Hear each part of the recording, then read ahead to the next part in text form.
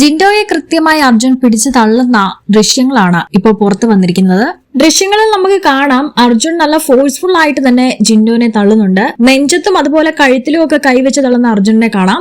എന്നാൽ ജിൻഡോ പറയുന്നുണ്ട് തന്റെ മുഖത്ത് കൈവച്ച് അർജുൻ തള്ളുന്നുണ്ട് എന്ന്. എന്നാൽ ആ ഒരു ക്ലിപ്സ് ലൈവിലോ എപ്പിസോഡിലോ കാണിച്ചിട്ടില്ല.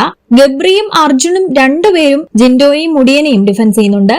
എന്നാലും അതിഥികളെ സംരക്ഷിക്കുക എന്നുള്ളൊരു ടാസ്ക് ആയിരുന്നു. അവർക്ക് കൊടുത്തിരിക്കുന്ന പാവകളെ സംരക്ഷിക്കുക എന്നായിരുന്നു അവരുടെ ഡ്യൂട്ടി. ടാസ്കിന്റെ ഭാഗമായിട്ടാണ് അർജുൻ അറ്റാക്ക് ചെയ്തതെങ്കിൽ കഴിഞ്ഞ ടാസ്കിലും ജിൻഡോയും ടാസ്കിന്റെ ഭാഗമായിട്ട് തന്നെയായിരുന്നു ഡിഫെൻസ് ചെയ്തിരുന്നത്. എന്നാൽ അർജുൻ ചെയ്തപ്പോൾ മാത്രം അത് ഡിഫെൻസും ജിൻഡോ ചെയ്തപ്പം അറ്റാക്കുമായി മാറി. ജിൻഡോയുടെ നെഞ്ചത്തും കഴുത്തിലും മുഖത്തും പിടിച്ച് തള്ളുന്ന അർജുനെയാണ് കാണാൻ സാധിക്കുന്നത് ദൃശ്യങ്ങളില്. പക്ഷെ എന്തുകൊണ്ടാണ് മുഖത്ത് പിടിച്ച് തള്ളുന്ന ദൃശ്യം പുറത്തുവിടാത്തതെന്ന് അറിയില്ല. അർജുനും സമ്മതിക്കുന്നുണ്ട് ഞാൻ മുഖത്ത് പിടിച്ച് തള്ളിയിരുന്നു, അതിന് ക്ഷമയും അർജുൻ ചോദിക്കുന്നുണ്ട്. എന്നാൽ ജിൻഡോ ഇതൊരു പരാതിയായി ഉന്നയിക്കാനുള്ള പ്രധാന കാരണം തന്നെ കഴിഞ്ഞ ടാസ്കിൽ ജിൻഡോ ഗബ്രിയെ തള്ളിയപ്പോ അത് വലിയൊരു പരാതിയായി മാറിയിരുന്നു. ഹൌസിലുള്ള എല്ലാവരും ജിൻഡോയ്ക്കെതിരെ പ്രതികരിച്ചു. എന്നാൽ തന്നെ ആക്രമിച്ചു എന്നുള്ള രീതിയിൽ ഒരു സ്റ്റേറ്റ്മെന്റ് ജിൻഡോ വെക്കുമ്പോ അതൊരു ഗെയിം അല്ലേ, ഗെയിമിന്റെ രീതിയിൽ കാണണം, അതൊരു ഡിഫൻസ് അല്ലേ എന്ന് റസ്മിനും പവർ ടീമിലുള്ള മറ്റുള്ളവരും അങ്ങനെ കൂടുതൽ പേരും അർജുനെ സപ്പോർട്ട് ചെയ്ത് തന്നെയാണ് പറയുന്നത്. എന്തുകൊണ്ട് അർജുൻ ചെയ്യുമ്പോൾ മാത്രം അതൊരു ഗെയിമിന്റെ ഭാഗമായിട്ട് എല്ലാവരും എടുക്കുന്നു,